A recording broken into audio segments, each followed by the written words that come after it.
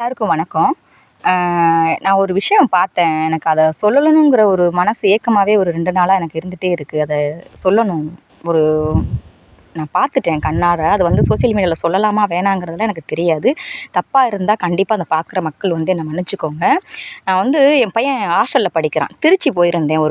என் பையன் ஹாஸ்டல்ல படிக்கிறதுனால அவன கூட்டு வரதுக்காக போன வெள்ளிக்கிழமை அன்னைக்கு நான் திருச்சி போயிருந்தேன். அப்போ பஸ்ஸில ட்ராவல் பண்ணுறப்போ நாங்க மதுரையிலேருந்து திருச்சி போகிறேன். அவங்க துவரங்குறிச்சியில பஸ் ஏறுறாங்க. அந்த பொண்ணுக்கு 9வது படிக்குதாம். இருந்தா ஒரு 14 வயசு இருக்குமா? 13 வயசு அவ்வளோதான் இருக்கும் அந்த பொண்ணுக்கு. 9வது படிக்குன்னா அந்த வயசு அவ்வளோதான் இருக்கும்.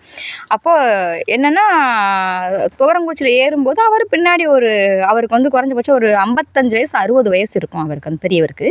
அவரும் பஸ் ஏறுறாரு. பஸ் ஏறிட்டு என்ன பண்ணுறாங்க, நான் சன்னல் சீட் சைடு உட்கார்றேன். இவங்க இந்த சைடில் நான் சைடு உட்காந்துருக்கேன். இவங்க எனக்கு அடுத்தடுத்து உட்காந்துட்டாங்க.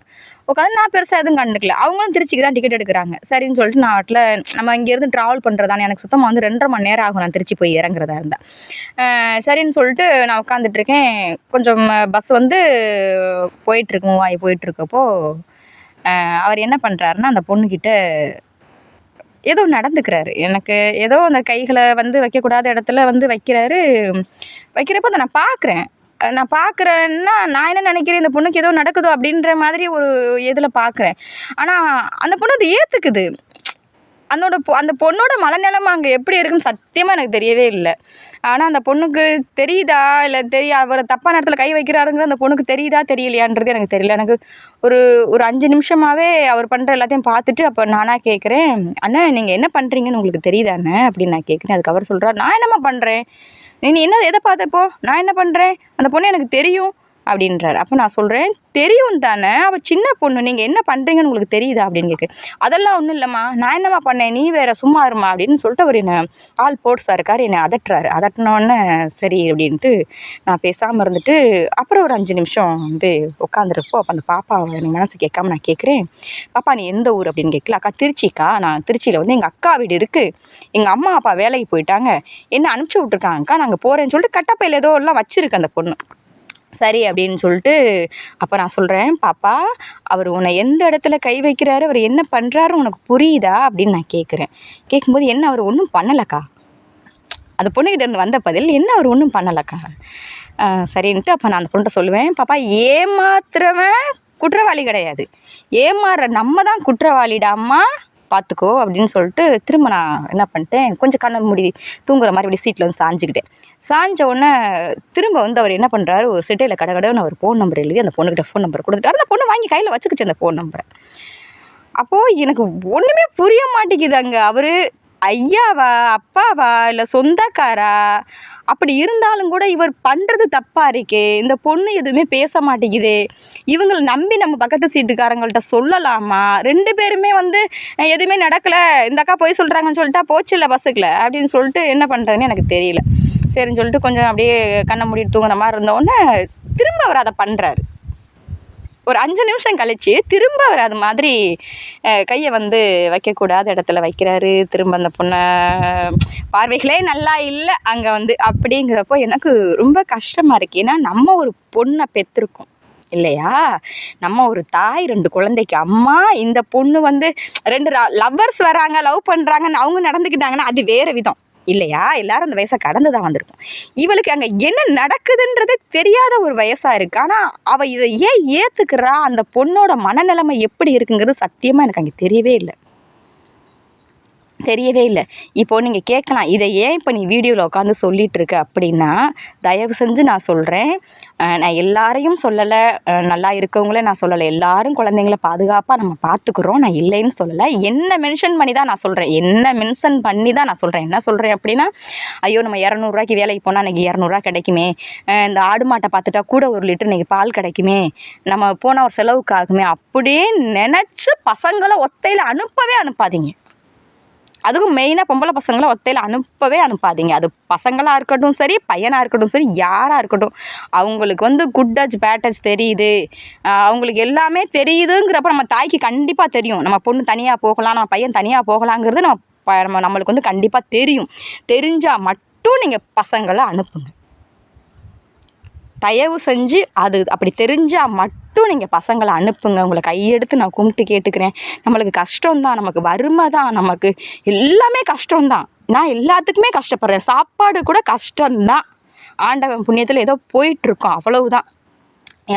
இது இன்னொரு சேனல் கூட வச்சுருக்கேன். இது வந்து சும்மா நான் ஒரு மன கஷ்டம் இருந்தால் எனக்கு சொல்லி அழுகவோ ஒரு ஆறுதலுக்கோ எனக்கு ஆள் கிடையாது. அப்படிங்கிறப்போ நான் இதை வந்து ஒரு சேனலாக வச்சு ஒரு வீடியோவில் போட்டுப்பேன் நான். அதுதான் உண்மை. எனக்கு அதுதான் உண்மை அப்படின்னு வச்சுக்கோங்களேன்.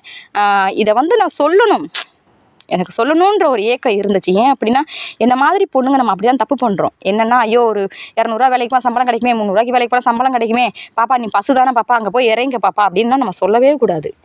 கஷ்டத்தோட கஷ்டமாக நம்ம பிள்ளைங்கள கண்டிப்பாக நம்ம அவங்கள நல்லபடியாக கரை சேர்க்க தொட்டிக்கும் அவங்க வந்து நாங்கள் உங்கள் வகுத்தில் தான் பிறப்போம் அப்படின்னு சொல்லி அடம்பிடிச்சலாம் எந்த குழந்தையும் பிறக்கிறதே கிடையாது. நம்மளோட சுயநலத்துக்காகவும் நம்மளோட தேவைகளுக்காகவும் நம்ம பசங்க அங்கே பிறக்கப்படுறாங்க இல்லையா? அப்படிங்கிறப்போ அவங்கள நல்வழிப்படுத்த வேண்டியது பெற்றோரான நம்மளோட கடமை.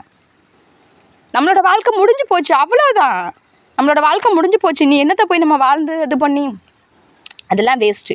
பிள்ளைங்கள நம்ம தான் பார்த்துக்கணும். பிள்ளைங்களுக்கு குட்டச்சது பேட்டச்சதுங்கிறது முடிஞ்ச வரையிலையும் நம்ம சொல்லி கொடுக்கணும்.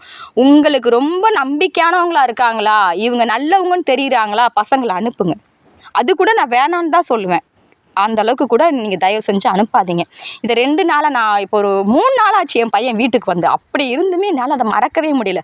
அப்புறம் அவங்க வந்து திருச்சியில் வந்து இறங்கிட்டாங்க. இறங்குனதுக்கு அவர் அதுக்கு மீறி நடந்தப்போ நான் ஒரு திரும்ப நான் கண்மூடி தூங்குனதுக்கப்புறம் திரும்ப அவர் அப்படி நடந்துக்கிட்டே நான் சொல்லிட்டேன், அண்ணா இதுக்கு மேலே நீங்கள் இந்த பொண்ணை டிஸ்டர்ப் பண்ணிங்கன்னா நான் கத்திடுவேன், எல்லாரையும் கூப்பிட்டுருவேன்னா திருச்சி பஸ் ஸ்டாண்ட் இறங்குனாங்கன்னா போலீஸ் இருப்பாங்க, அவங்கள்ட்ட சொல்லிடுவேன், பார்த்துக்கோங்க உங்களுக்கு இவ்வளோ தான் மரியாதை அப்படின்னு நான் சொல்லும்போது, அவர் நம்ம ஆள் குட்டை தானே, நம்ம ஆள் பொசுக்குன்னு தானே இருக்கோம். அப்போ அவர் ஆள் போட்ஸாக இருக்கார். அவர் ஏம்மா உனக்கு தெரியுமா இது எங்கள் ஊருக்கார பொண்ணுமா, உனக்கு என்ன தெரியும், நீ இவ்வளோ பேசிகிட்டு இருக்க, உனக்கு இப்போ என்ன பண்ணேன் நான் அப்படின்னு அது சத்தம் இல்லாமல் கேட்குறாரு.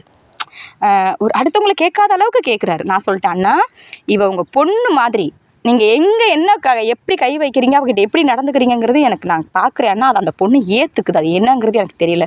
அந்த பொண்ணு என்ன மலை நிலைமையில் இருக்குன்னு தெரியல. நான் தயவு செஞ்சு நீங்கள் புரிஞ்சுக்கோங்க அப்படின்னு சொல்லிட்டு ஆல்ரெடி நான் லேட்டு. என் மையன் வேறு அங்கே வர்ற ஃபோன் ஃபுல்லாக எடுத்து எனக்கு அடிச்சுட்டே இருக்கான். அம்மா எங்கே இருக்கீங்க எங்கே இருக்கீங்க எங்கே இருக்கேன்னு ஃபோன் அடிச்சுட்டே இருக்கான். சரின்னு சொல்லிட்டு அப்புறம் அந்த பொண்ணு இறங்கிருச்சு. இறங்கினதுக்கப்புறம் நான் என்ன பண்ணுறது அப்படின்னு தெரியாமல் அப்புறம் நான் வேலை பார்க்குறாங்களா நான் கூட்டுறவங்க சொன்ன அக்கா அந்த மாதிரிக்கா, ஆனால் அந்த பொண்ணு அதை ஏற்றுக்குதுக்கா, என்ன நிலமைன்றது எனக்கு தெரியல. ஆனால் இவர் நான் அப்படி கேட்டேன், அப்படி சொல்லிட்டாரு. ஆனால் ஃபோன் நம்பர் எழுதி அந்த பிள்ளை கையில் கொடுத்துட்டாரு. என்ன பண்ணுறதுனே ஒன்றுமே பொருளாக்கா அப்படின்ட்டு அவங்க நம்ம என்னப்பா பண்ண முடியும், நம்ம அன்றாடம் காட்சிங்க இந்த மாதிரிலாம் ஒரு சில விஷயங்கள் நடந்துட்டு தான் இருக்குது. நம்ம என்ன பண்ண முடியும், அவன் பெரிய மனுஷன், அவனுக்கு தெரியாதா, யாருமே நம்ம ஆம்பளைங்களை நம்ம தான் பார்க்கக்கூடாது அப்படின்ற மாதிரி அவங்க சொன்னாங்க. அப்புறம் 10 நிமிஷம் கடந்து இருந்துட்டு திரும்ப அந்த பாப்பா கூட நான் குடுகுடுன்னு ஓடுறேன். என்னை பார்த்தோன்னே அவர் கடையில் நின்றுக்கிட்டாரு. பாப்பா இங்கே வா பாப்பா, அவர் என்ன பண்ணாருன்னு நான் சொல்லி உனக்கு தெரியணும்னு இல்லை, அவர் வந்து சத்தியமாக அந்த பொண்ணு நெஞ்சு மேலே கை வச்சார், நெஞ்சு மேலே கை வச்சார். இந்த தொடையை அப்படி தொட்டார், நான் பார்த்தேன். இப்படி அந்த தொடையை அப்படி தொட்டார். எனக்கு அது சத்தியமாக அது என்னன்றது எனக்கு சொல்லக்கூட வாய் கூசுது, அந்த மாதிரி இருந்துச்சு. அப்படி ஒரு இது நடந்துச்சு, அதை நான் சொல்லணும்னு சொல்கிறேன். ஏன்னா என்ன மாதிரி கஷ்டப்படுற பொண்ணுங்க வந்து தயவு செஞ்சு பிள்ளைங்களை பாதுகாக்க வேண்டியது நம்மளோட கடமை. அது பையங்களாக இருந்தாலும் சரி பிள்ளைங்களாக இருந்தாலும் சரி, ஒரு குறிப்பிட்ட வயசு எழுதி நம்ம அவங்கள பாதுகாக்க வேண்டியது நம்மளோட கடமை. அது மட்டும்தான் நான் சொல்கிறேன். இதை கூட இன்னும் பெரிய ஒரு 4500 சப்ஸ்கிரைபர் வச்சுருக்கோம். அதுதான் எனக்கு பெரிய சேனல்னு வச்சுக்கோங்களேன். ஒரு 4500 சப்ஸ்கிரைபர் வச்சுருப்போம். கண்டிப்பாக அந்த சேனலில் போடணுங்கிறது என்னோடய ஆசை. ஆனால் வந்து அதில் வந்து சில சொந்தக்காரங்க எல்லாமே சப்ஸ்கிரைபராக இருக்காங்க. அவங்க பார்த்தாங்கன்னா என்ன நினப்பாங்கன்றது என் மனசில் அவங்க என்ன நினப்பாங்க அப்படின்னு தோணுச்சுன்னா, பார்வை இதெல்லாம் ஒரு அன்னடாங்காட்சி, இதுவே ஒரு ஆள் இல்லாத அனாதை நாய், இந்த நாய் இந்த வீடியோலாம் போடுதா அப்படின்னு அவங்க சொல்லிடுவாங்க அப்படிங்கிறது ஒரு மனசில் ஒரு ஏக்கம் எனக்கு ஒரு பயம் இருந்துச்சு. அதனால் இந்த வீடியோவை நான் ஒரு 300 சப்ஸ்கிரைபர் தான் இருக்காங்க அந்த சேனலில் போடுறேன். இது தப்பா சரியான்னு எனக்கு தெரியாது. ஒரு தாயாக அந்த நக்கில் நான் கொஞ்சம் மனவேதனைப்பட்டேன். திரும்ப அந்த பாப்பாட்ட போய், பாப்பா நீ சேஃபாக வீட்டுக்கு போயிடுவியா, இல்லை நான் உன்னை கூட்டிகிட்டு வந்து விடட்டுமா, உங்கள் அக்கா வீடு எங்கே இருக்குதுன்னு சொல்லி விசாரிக்கையில் அந்த பொண்ணு எனக்கு சரியான ரெஸ்பான்ஸ் கொடுக்க விரும்பலை. அந்த பொண்ணு கடன்னு நடந்து போயிடுச்சு. சரி நம்ம முகம் தெரியல, யார் எவருன்னு தெரியல அப்படின்ட்டு அடுத்து நம்ம பார்க்க போன வேலையை தம்பியை போய் பார்த்துட்டு நம்ம கூட்டிகிட்டு வந்தாச்சு. இருந்தாலும் ஒரு குற்ற உணர்வு எனக்கு என்ன இப்போ தோணுச்சுன்னா, நம்ம போலீஸில் கூட நிற்கிறவங்கள்ட்ட நம்ம சொல்லியிருக்கலாமோ அப்படிங்கிற ஒரு ஒரு ஒரு மனசு உறுத்தல் இருந்துச்சு. சரி, கடவுள் வழியாக அந்த பொண்ணு நல்லா பாதுகாப்பாக சேர்ந்து வீட்டுக்கு போயிருக்கணும். அதை நான் கடவுள்கிட்ட கேட்டுக்கிறேன். நம்மளை மாதிரி உழைக்கிற பொண்கள் வந்து ஒரு நாள் யாரோ ஒரு ஹெல்ப் பண்ணுறாங்க, பிள்ளையை கூட்டு போகிறேன்னு சொல்கிறாங்க, அங்கே வரேன்னு சொல்கிறாங்கன்னு யாரையும் அனுப்பாதீங்க. உங்களுக்கு நல்ல நெருக்கமானவங்களாக இருந்தால் உங்களுக்கு நமக்கு துரோகம் பண்ண மாட்டாங்க, இவங்க நமக்கு நல்ல நண்பர்கள், அப்படி நல்ல உறவுகள் அப்படின்னு தெரிஞ்சால் மட்டும் தயவு செஞ்சு பசங்களை அனுப்புங்க. அவங்கள பாதுகாக்க வேண்டியது நம்மளோட கடமை. நான் தெரிஞ்சும் தெரியாமலும் எதுவும் தவறாக பேசியிருந்தால் இந்த வீடியோ மூலியமாக மக்கள் உங்கள்கிட்ட நான் மன்னிப்பு கேட்டுக்கிறேன். இது போடணும்னு தோணுச்சு. இந்த வீடியோவை என் சேனலில் நான் போட்டுட்டேன். மக்களே, என்னை மன்னிச்சுக்கோங்க.